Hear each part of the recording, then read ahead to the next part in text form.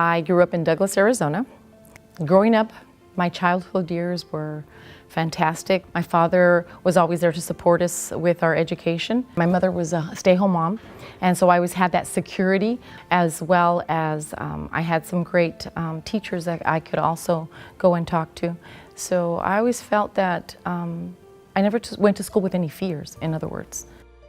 My language arts teacher, his name is Mr. Ralston. I loved that man.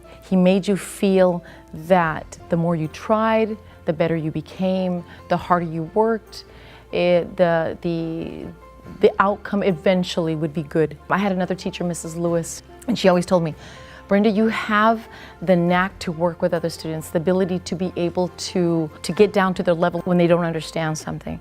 And so she says, you should think about becoming a teacher. And that was far from something that I never thought of becoming a teacher. My thing going to school was, I want something that will make money. I want to make money. That's what the university was for. And that was the wrong outlook.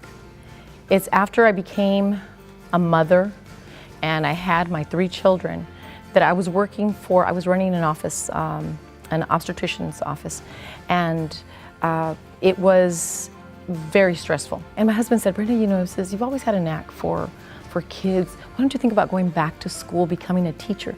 We spend more time with with the kids. And so then I thought about it, and I talked to my boss, and I was working full-time. I went to school full-time at night. It took me almost 2 years to get my degree, but he was very supportive, as well as my husband was supportive. And so when my youngest daughter turned 5, is when I started teaching. I felt that, yeah, okay, I guess this is where I fit in.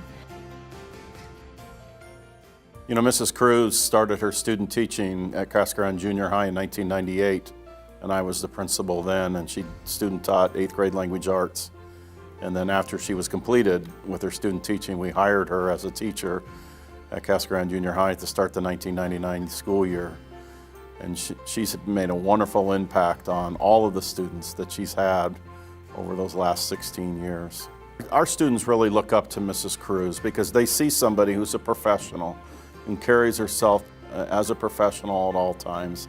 They see somebody who teaches with emotions. They see somebody who's an awesome mother and really puts her family first at all times. And so she's a model for these students and what it is to be a Latino woman today in our society. And they want to grow up and be like her. Quiero darle las gracias a Chicanos por la Causa por darle a mi hija este honor. Y también al director de la escuela. Muchas gracias por todo.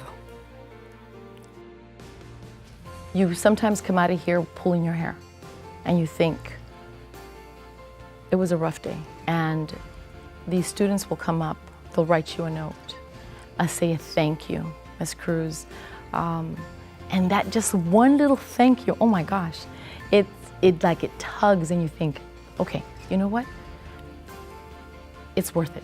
I feel that that my calling was later in life, because I don't think I could have been the teacher that I am now until I was a mother.